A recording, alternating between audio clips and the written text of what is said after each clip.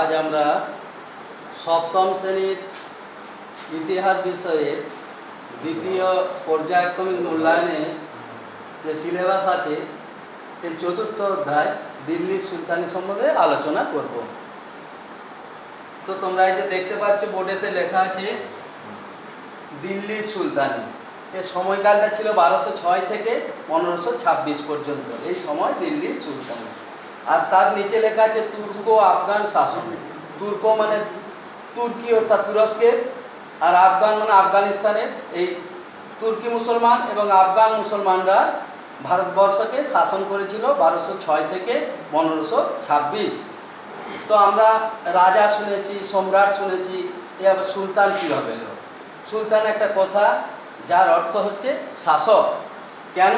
তাহলে এর আগে আমরা পড়ে এসেছি অধ্যায়গুলিতে যে রাজা সম্রাট। তাহলে রাজা সম্রাটের সঙ্গে সুলতানের তফাৎ কি না, যেহেতু এই সুলতানরা ছিলেন ইসলাম ধর্মাবলম্বী অর্থাৎ মুসলিম বা মুসলমান, তারা মুসলমানদের থেকে নিজেদের পৃথক রাখার জন্য এই উপাধিটি রাজারা ব্যবহার করতেন। সুলতান দিল্লিকে কেন্দ্র করে গড়ে উঠেছিল, তাই এটি দিল্লি সুলতানি। দিল্লিকে কেন্দ্র করে তারা ভারতবর্ষ শাসন করেছিল।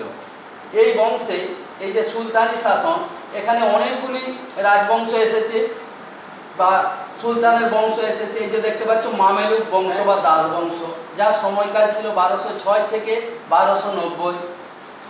এই সময়ের কারা উল্লেখযোগ্য ছিল দাস বংশে না, কুতুবউদ্দিন আইবক 1206 থেকে 1210 যার সময়কাল। ইলতুৎমিশ 1211 থেকে 36, কারণ কুতুবউদ্দিনের জামাই হচ্ছে ইলতুৎমিশ।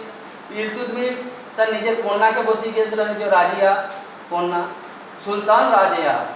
কেন সুলতান বলা হচ্ছে তার কারণ কি না, তিনি সুলতানা নয়, স্ত্রীলিঙ্গে নয়। কারণ সুলতানা কাকে বলে না, সুলতানের স্ত্রীকে। কিন্তু রাজিয়া ছিলেন একজন সুলতানের কন্যা, তাই তিনি সুলতান উপাধি নিয়েছিলেন বিভিন্ন ঐতিহাসিক তথ্য থেকে তাই জানা যায়। ইলতুৎমিশের আরেক ছেলে নাসিরউদ্দিন মাহমুদ শাহ, তিনি ততটা সেরকম সুযোগ্য ছিল না। তার সময়কালটা হচ্ছে 1246 থেকে 66।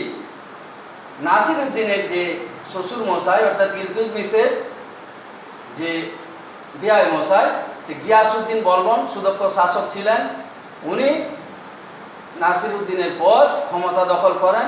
উনি ইলতুৎমিশের সময় একজন মন্ত্রী ছিলেন, কিন্তু এই গিয়াসউদ্দিন বলবন 1266 থেকে 90 পর্যন্ত শাসন করেছিলেন। এই গেল মামেলুক দাস বংশ।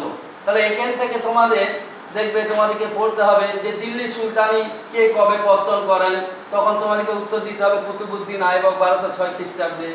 তারপর বলবে যে এই বংশের নাম কি, দাস বংশ। কেন বলা হতো না এরা প্রথম জীবনে কৃতদাস ছিল, এরকম ব্যাপারটা। এখান থেকে তারপর আসবে তোমার ইলতুৎমিশ। এই যে এখানে দেওয়া আছে দেখবে, ইলতুৎমিশ প্রথমে সিংহাসনে বসে 3টি সমস্যা, মঙ্গল আক্রমণ, অভ্যন্তরীণ বিদ্রোহ, এইসব যে সমস্যার সম্মুখীন হয়েছিল, যে সেই সমস্যাগুলি তোমাদের লিখতে হয় পরীক্ষায়। এগুলি পরে তোমাদেরকে ভালো করে উত্তর করে রাখতে হবে, এখানে আছে। এই গেল দাস বংশ। তারপর আবার একটা বংশ আসছে খলজি বংশ। সে খলজি বিপ্লব হচ্ছে জালালউদ্দিন খলজি, তিনি খলজি বিপ্লব কায়ুমার্সকে হত্যা করছে মামেলুক বংশের। তারপর এই শুরু হচ্ছে খলজি শাসন 1290 থেকে 1320। এই বংশের উল্লেখযোগ্য রাজা হচ্ছে আলাউদ্দিন খলজি। ইনি তো ইতিহাসে উল্লেখযোগ্য। ইনি প্রথম মুসলমান শাসক যিনি উত্তর ভারত থেকে একবার দক্ষিণে সাম্রাজ্য বিস্তার করেছিলেন। প্রচুর ধন সম্পদের মালিক ছিলেন। এনাকে দ্বিতীয় আলেকজান্ডারও বলা হয়। ইনিও বিশ্বজয়ের স্বপ্ন দেখেছিলেন আলাউদ্দিন খলজি। ইনি অনেক উল্লেখযোগ্য। এই যে এখন যে রেশন ব্যবস্থা দেখছে, রেশনিং ব্যবস্থার প্রবর্তন করেছিলেন আলাউদ্দিন। উনি বাজার দর নিয়ন্ত্রণ করেছে, সব জিনিসের দাম বেঁধে দিয়েছিলেন। কেউ যদি কোনো অন্যায় করতো, ওই জন্য কারচুপি করতো, তার শরীর থেকে সমপরিমাণ মাংস কেটে নেওয়া হতো, এরকম ছিল। তারপর আলাউদ্দিন খলজি দক্ষিণ ভারত জয়। তাহলে দক্ষিণ ভারত জয়টা তোমরা মুখস্থ করবে, ভালো করে লিখবে, প্রস্তুতি নেবে। আলাউদ্দিনের বাজার দর নিয়ন্ত্রণ কেন করেছিলেন? তার বিশাল সৈন্য ছিল, তাদের বেতন তো বাড়ানো সম্ভব নয়, জিনিসের দাম তিনি বেঁধে রেখেছিলেন। এই খলজি বংশ গেল। খলজি বংশের পর আবার একটা বংশ আছে তুগলক বংশ। এই যে এরও সময়কাল 1320 থেকে 1412। এই সময় এই বংশে উল্লেখযোগ্য যে মোহাম্মদ বিন তুগলক, ফিরোজ শাহ তুগলক, এরা উল্লেখযোগ্য সুলতান। এরা সুলতান। যে মোহাম্মদ বিন তুগলক, অনেকে পাগলা রাজা বলে। ঐতিহাসিক এলফিনস্টোন, এ ল ভারস্বই দন্তন্য দংশটয়কার দন্তন্য, এনাকে বলেছেন পাগল বা বিকৃত মস্তিষ্ক। কিন্তু এনার সংস্কারগুলি যদি দেখি, ইনি পাগল ছিলেন না, ইনি কি না ধৈর্যের একটু অভাব ছিল এবং যুগের থেকেও অগ্রবর্তী চিন্তাভাবনা করতেন। তারপরে এই বংশে এসেছিল ফিরোজ শাহ তুগলক, ইনিও উল্লেখযোগ্য একজন। ইনি খলিফা অর্থাৎ ইসলাম জগতের যে ধর্মগুরু। হযরত মুহাম্মদ মারা যাওয়ার পর হযরত মুহাম্মদের জীবনী 570 থেকে 632, উনি মারা যাওয়ার পর সমগ্র ইসলাম জগৎ অর্থাৎ মুসলমান শাসিত অঞ্চলগুলো দেখাশোনা করতো যিনি, সেই ধর্মগুরু, তাকে বলা হতো খলিফা।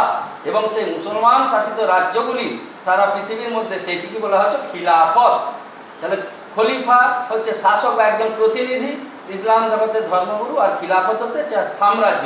যেমন এখানে তোমরা দেখছো দিল্লি সুলতান। সুলতান কি? সুলতান হচ্ছে শাসক। অমুসলিম থেকে নিজেদের পৃথক করতে সুলতান উপাধি নেয়। আর সুলতানি কি না সুলতানের অধীনস্থ যে সাম্রাজ্য সেটাই সুলতানি। যেমন হিন্দু রাজত্বে কি ছিল না রাজা। রাজা বলতে রাজ্যের শাসক, আর সম্রাট অনেকগুলি রাজ্য জয় করতো বৃহৎ আকারে, তখন তিনি হয়ে যেতেন সম্রাট। তাহলে তুগলক বংশ গেল। এখানকার পর আসছে সৈয়দ বংশ।